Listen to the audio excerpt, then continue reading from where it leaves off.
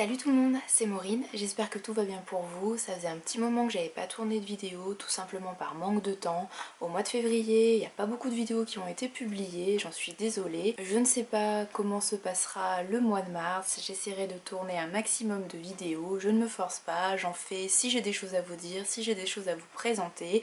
Et je commence tout de suite ce mois de mars avec la vidéo Book Haul du mois de février. Premier service presse de ce mois de février, il s'agit du livre qui s'appelle Que votre moustache pousse comme la broussaille. Et c'est un livre qui est écrit par Muriel Gilbert, c'est publié aux ateliers Henri Dougier. Aux ateliers Henri Dougier, j'ai déjà lu 3 livres, notamment 2 livres qui font partie de la collection Ligne de vie d'un peuple. Souvenez-vous, j'ai lu le titre sur les Irlandais et celui sur les Écossais. Là, il s'agit d'une nouvelle collection, on va à nouveau faire le tour du monde, mais cette fois on va passer de peuple en peuple grâce à leurs expressions. On va voir ce qui se passe chez nos voisins en Europe, chez les Allemands, les Anglais, les Espagnols, comment peuvent se traduire certaines de nos expressions dans les pays étrangers. Parfois elles sont intraduisibles et c'est aussi le cas dans l'autre sens, certaines expressions étrangères sont intraduisibles en français. Voilà, donc c'est un petit titre qui apparemment est très amusant, j'ai vraiment très hâte de m'y plonger et je pense que je vais beaucoup m'amuser. Autre service presse que j'ai trouvé dans ma boîte aux lettres en rentrant des vacances ce midi,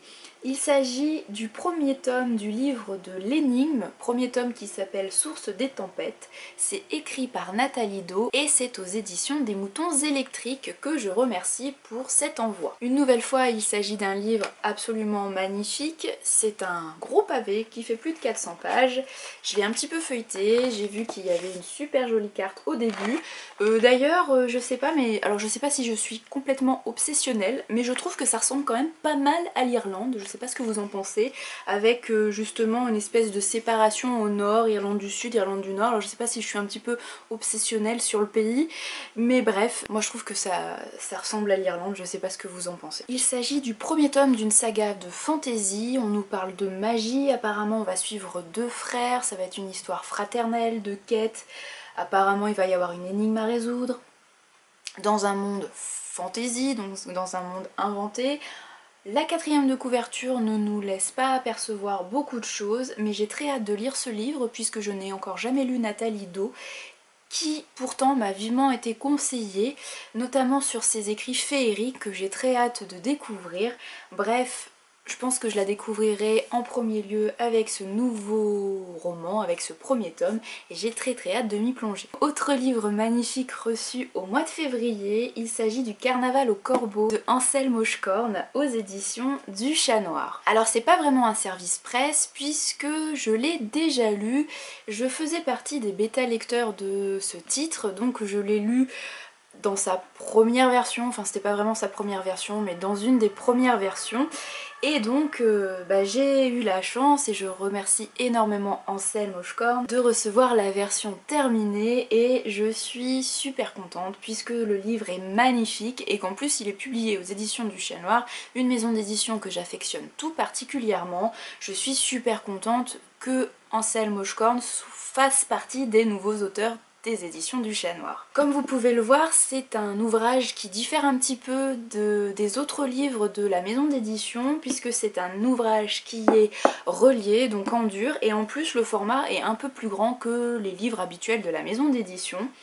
Et pour terminer de vous convaincre, et après je vous parlerai un petit peu de l'histoire, non seulement vous allez avoir une intrigue super géniale, je vous en dis plus tout de suite après, mais surtout le livre est illustré de très nombreuses illustrations. Je vous en montre quelques-unes. Donc c'est un ouvrage qui est vraiment très beau et qui fera largement plaisir aux collectionneurs, je pense. Alors là, préparez-vous, vous allez partir à la période d'Halloween, de la Toussaint, et vous allez suivre un cirque un petit peu bizarre, un petit peu glauque. Donc vous allez avoir non seulement l'atmosphère d'Halloween, mais le Halloween celtique, donc un peu glauque, un peu effrayant, le monde des esprits qui est très proche du monde des humains ce soir-là, et le côté fête foraine là aussi un petit peu glauque avec des personnages très atypiques, très particuliers.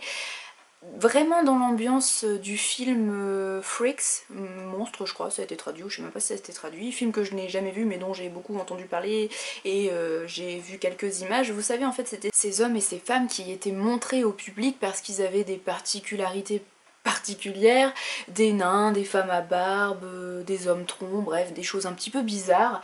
Et donc là on a un petit peu cette ambiance là, un petit peu à la Elephant Man, je sais pas si vous avez vu le film de David Lynch quand justement Elephant Man est dans un cirque et montré au monde comme ça. Voilà, ça fait un petit peu, j'imagine vraiment ces tentures, ce côté un petit peu pas très propre, limite une couleur un peu sépia ou noir et blanc, bref, une atmosphère vraiment super particulière. Voilà, je vous en dis pas bien plus puisque j'ai pas envie de vous gâcher la surprise.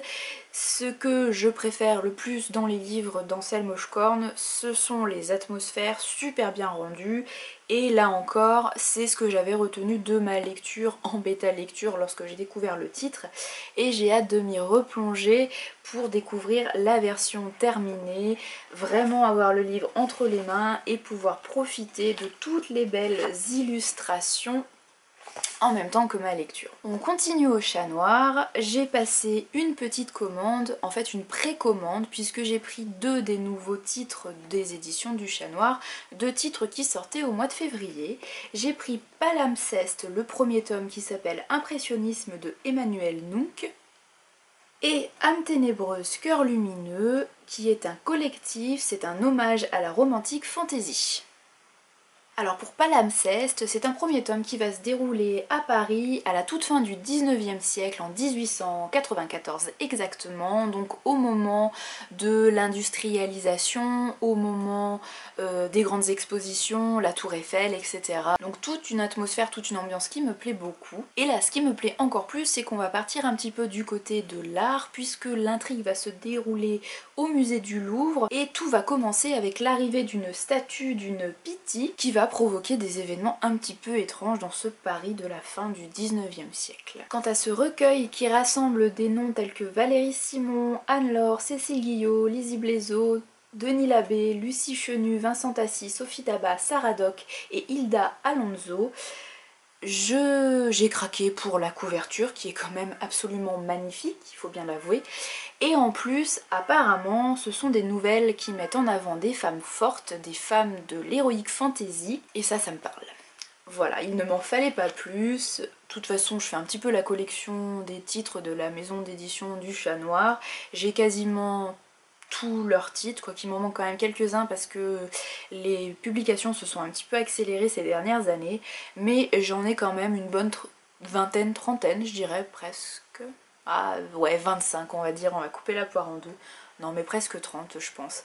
Bref, c'est une maison d'édition que j'aime beaucoup. Les livres sont magnifiques visuellement et en plus généralement le fond est super bon. Je trouve que c'est une maison d'édition imaginaire qui fait un super beau travail, aussi bien sur les objets livres que sur le fond, sur les textes qui sont très très bons.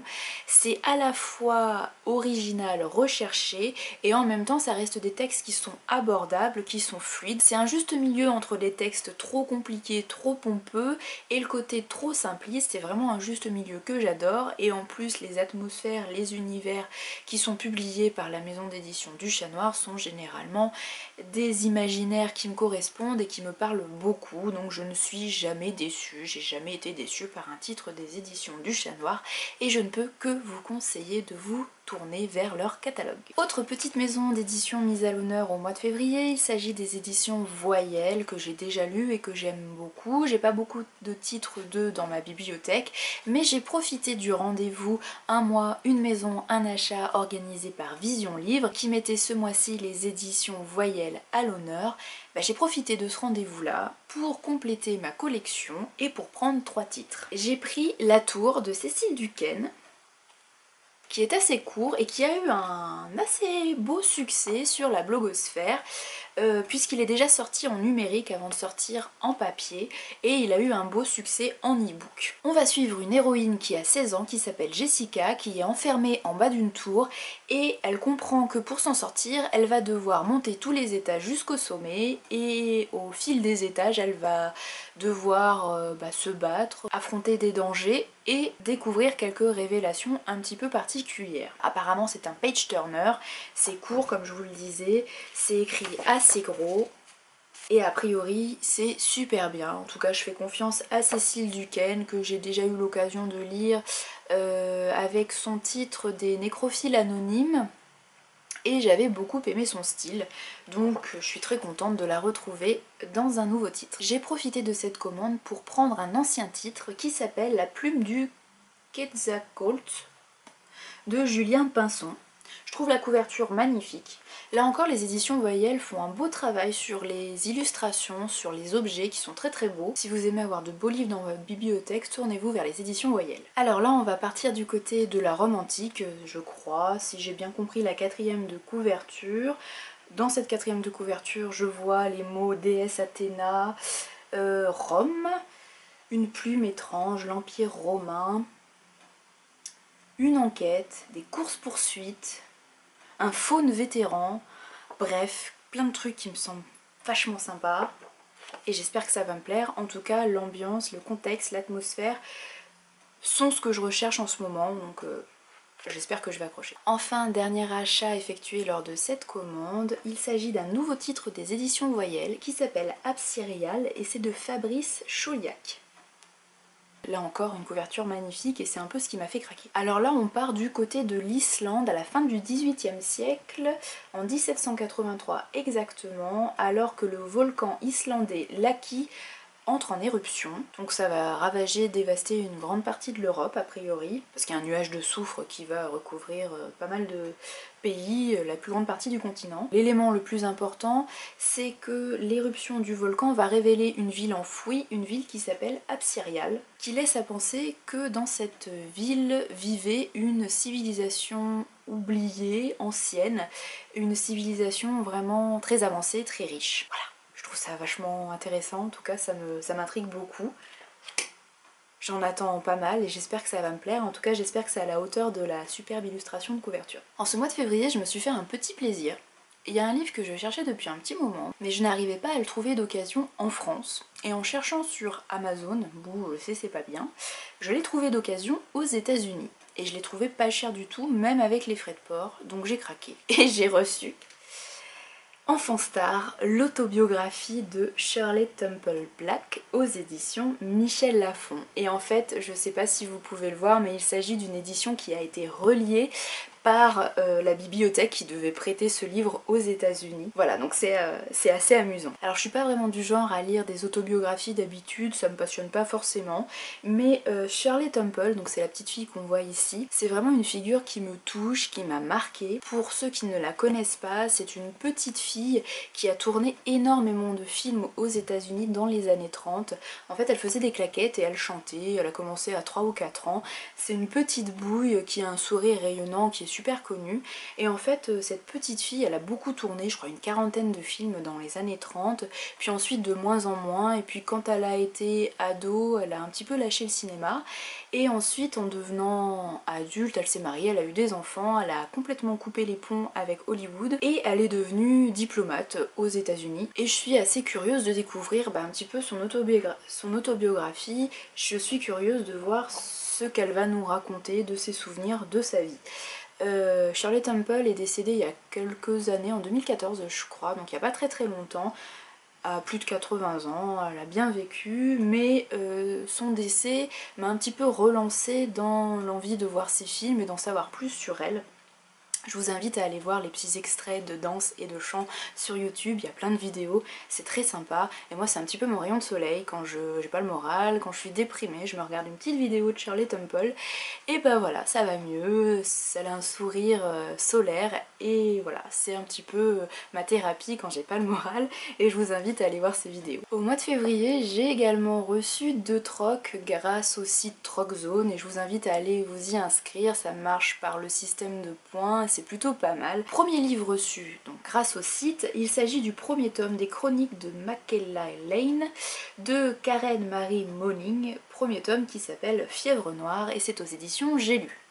Donc vous allez vous dire, encore une série de beat-lit, d'urban fantasy, c'est pas trop mon truc. Franchement, moi les héroïnes dans notre monde contemporain qui rencontrent des vampires, des loups-garous, tout ça, à part Mercy Thompson, je suis rarement convaincue. Mais là, plusieurs choses ont fait que j'ai eu envie de lire cette saga et que je cherche cette saga depuis très longtemps. Donc je suis super contente d'avoir reçu le premier tome en troc parce que je ne le trouvais pas d'occasion à petit prix. Donc ce qui a fait en premier lieu que je me suis intéressée à cette série, c'est que ça se passe à Dublin en Irlande. Donc j'étais curieuse, je me suis dit ah super, un livre qui se passe à Dublin, peut-être que en lisant cette histoire je vais me retrouver dans les rues de cette capitale que j'aime beaucoup, je vais retrouver des lieux que je connais, que j'ai déjà visités. Bref, j'avais envie de m'y retrouver.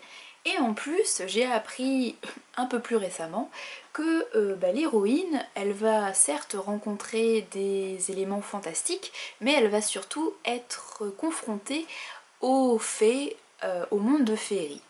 Et là je me dis, super cool, c'est vraiment le genre de livre que j'ai envie de lire en ce moment. Surtout qu'il entre parfaitement dans le challenge que j'ai lancé la semaine dernière, challenge qui s'appelle À la recherche de féerie et dont je vous parlerai très bientôt dans une prochaine vidéo je pense. J'espère vraiment que ça va me plaire parce que si ça me plaît pas je serai très déçue. Deuxième titre reçu en troc grâce à TrocZone parce qu'il me reste pas mal de points, j'avais troqué pas mal de livres ces derniers mois. Il s'agit d'une nouvelle série, encore une fois, série qui s'appelle Le destin d'une déesse. C'est le premier tome qui s'appelle Le manoir des immortels. C'est de Aimee Carter aux éditions Darkis. Pourquoi j'ai demandé ce livre? Enfin en tout cas il faisait partie de ma wishlist sur le site parce que bêtement je me suis un petit peu basée sur le titre de la série, donc Le destin d'une déesse, et sur l'illustration de couverture, la tenue me faisait beaucoup penser à l'Antiquité grecque, enfin en tout cas ce qu'on s'imagine être les tenues de l'Antiquité grecque. Et j'ai très envie de me plonger dans l'Antiquité, de retourner voilà, du côté des dieux, des déesses, des faunes, des nymphes, etc. Et je me suis dit que ça pouvait être un titre qui satisferait mes désirs, mais là en fait quand je lis la quatrième de couverture je me dis qu'a priori ça a absolument rien à voir. Alors apparemment on va suivre une jeune fille qui s'appelle Kate, sa mère est malade, elle rencontre un jour un jeune homme dans les bois qui lui propose d'exaucer son vœu, donc c'est-à-dire prolonger de la vie de sa mère, mais pour ça il va falloir qu'elle entre dans le manoir et qu'elle affronte cette épreuve. Voilà, je n'en sais pas plus, c'est tout ce que nous dit la quatrième de couverture. Alors je ne sais pas où sont les dieux et où est l'antiquité gréco-romaine, j'espère quelque part entre les pages, on verra, bon c'est un troc, donc si ça me plaît pas je le retroquerai à mon tour et je continuerai pas la saga, mais voilà, je suis quand même curieuse. Enfin, et c'est le dernier livre de ce book haul, il s'agit d'un livre que j'ai reçu en cadeau grâce à Dupe et Fouca du blog Book en Stock. En fait, le blog, tous les ans, organise un prix en début d'année. Elle demande à tous les visiteurs, tous les lecteurs de voter pour les titres préférés. Elles sont une liste préétablie de thrillers polars, de SF, enfin SFFF, de jeunesse. Il me semble, il y a 3 catégories et en fait chaque lecteur visiteur peut voter pour les titres qu'il préfère dans ces catégories, dans les listes prédéfinies, et les votants, pour les motiver un peu plus, peuvent recevoir des cadeaux à la fin. Et pour la deuxième année consécutive, j'ai gagné un livre, donc vraiment merci à Fouca et à Dupe pour leur générosité et aux éditeurs qui ont participé également à l'opération. J'ai eu la chance de recevoir Pandémia de Franck Tillier aux éditions Fleuve Noir. De Franck Tillier, je n'ai lu qu'un titre qui s'appelle Fracture, que j'avais beaucoup aimé, mais je suis incapable de vous dire de quoi ça parle puisque j'ai aucun souvenir. Ça date quand même d'un petit moment, mais j'avais vraiment beaucoup aimé sur le coup. Je me dis que ça peut être l'occasion de le lire dans un nouveau titre, surtout que l'auteur sera présent au Quai du Polar. Le Quai du Polar c'est dans un mois, il faut quand même que je me dépêche de le lire si je veux aller en parler avec l'auteur. Comme d'habitude avec Tillier c'est un thriller. C'est un peu un tome d'une série puisque on va retrouver des enquêteurs qu'on avait déjà pu suivre dans d'autres titres, dans d'autres tomes de la série. Les enquêteurs, c'est Frank Charcot et Lucie Hennebel, que moi je n'ai jamais rencontré, donc j'espère qu'on peut lire quand même les tomes un petit peu de façon aléatoire, sans ordre précis. Alors j'imagine que si, c'est quand même mieux de les lire dans l'ordre pour voir un petit peu l'évolution des enquêteurs, mais bon bah j'espère que je serai pas troublée quand même et que je pourrai lire l'enquête sans connaître déjà les enquêteurs à l'avance. On va parler un petit peu de science, de génétique et de microbes, de virus. La dernière phrase de la 4e de couverture, c'est « L'enjeu est de taille, la préservation de l'espèce humaine ». Donc bah, je sais pas exactement dans quoi je vais me lancer. C'est un gros pavé hein, qui fait plus de 600 pages. Les chapitres sont courts et bah, je fais confiance à l'auteur. À mon avis, ça doit être un page turner. J'espère pouvoir le lire avant les quais du polar. Encore une fois, une longue vidéo comme vous pouvez le constater, mais c'est un petit peu ma marque de fabrique. Et puis ben voilà, c'est comme ça et puis tant pis. J'espère pouvoir vous tourner d'autres vidéos dans le courant du mois de mars. Il faut notamment que je vous fasse un bilan du challenge Cold Winter que j'ai réussi, je peux déjà vous le dire, ça c'est plutôt cool. Par contre je suis très en retard sur mon challenge Wild Pal, le 3e épisode. J'ai lu les titres graphiques, il m'en reste un. Et par contre il me reste encore un roman et demi à lire. Et normalement la date butoir c'était le 17 mars, donc c'est faisable, mais il faut quand même que je me dépêche un petit peu, je vous en parle plus dans le courant du mois de mars. Je pense aussi que je vous ferai une petite vidéo vraiment très courte pour vous présenter le challenge à la recherche de féerie que j'ai mis en place il y a une grosse semaine, et je vous invite à aller voir le blog, à aller voir l'article de présentation sur le blog pour voir de quoi il retourne et pour vous inscrire. Je profite de cette très longue vidéo pour vous remercier une nouvelle fois pour votre fidélité, pour vos commentaires. Je n'ai pas répondu aux derniers commentaires sur la dernière vidéo, je suis très en retard mais je le ferai très vite. Continuez à commenter, ça me fait super plaisir, c'est super motivant. Nous sommes bientôt aux 2500 abonnés à cette chaîne YouTube, c'est super. Nous sommes bientôt aux 2700 abonnés sur la page Facebook, c'est super aussi. Vraiment merci. Je pense que je vais attendre les 3000 abonnés, en tout cas ici et peut-être sur la page Facebook aussi, pour organiser un petit concours. En tout cas, pour ceux qui ne le savent pas, le blog Bazar de la littérature fêtera ses 10 ans le 4 juin et j'espère bien pouvoir vous gâter à cette occasion. Il faudrait que je commence à réfléchir à quel lot je pourrais vous offrir. En tout cas, gardez l'œil ouvert. N'hésitez pas à vous abonner à la nouvelle newsletter qui est en place sur le blog, sur le menu de droite. Enfin, à droite, c'est peut-être plutôt par là pour vous. Bref, vous pouvez vous abonner, il suffit juste de rentrer une adresse mail et vous recevez la newsletter du blog une seule fois par semaine, le dimanche à 10 h. Après toutes ces nouveautés, je vous laisse là. Encore merci, je vous souhaite une très bonne fin de semaine, de très belles lectures et je vous dis à très bientôt. Salut et merci.